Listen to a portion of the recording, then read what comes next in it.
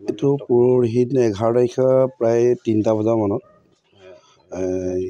ৰাতিপুৱা মানে মোৰ যিমানখিনি চাফ মাল আছিলে প্ৰায় 35 কেজি গোটেইখিনি লৈ গুচি গ'ল। সেইখিনি যোগাযোগ মই পুলিচৰ লগত কৰিলোঁ বা ইয়াত যিমানখিনি কাম কৰা মানুহ চবৰে মোবাইল চোবাইল হেৰি কৰিলোঁ, ছাৰহঁতক দিলোঁ, ছাৰে তদন্ত চলাই আছিলে। তাৰপিছত কালি ৰাতি আমি শুই আছিলোঁ, মোৰ দৰজাৰ ভাঙি গোটেই যিমান আছিলে প্ৰায় 25 কেজি ফিনিচিং মাল লৈ গুচি গ'ল। এইটো 40 লাখৰ ওপৰত হ'ব, কম নহয়, 40 লাখ। আৰু পঢ়িলে আৰু যোনে যে সেইটো 30 লাখ, 70 লাখ, 70 লাখ। এইটো মোৰ আগৰ ব্যৱসায়টো। সন্দেহটো এতিয়া কৰিছোঁ, এতিয়া ডাইৰেক্টটো কাৰণে মোৰ কাম কৰা মানুহ বহুতখিনি আছে, ওচৰ চুবুৰীয়াও আছে বা কেইজনমানৰ ডাউট লাগিছে, সেইখিনি আৰক্ষীৰ লগত যোগাযোগ কৰিছোঁ। তেওঁলোক আহিছে, তাৰ লগত অলপ পৰামৰ্শ কৰিছোঁ। এতিয়া থানালৈ মাতিছে, যাম মই।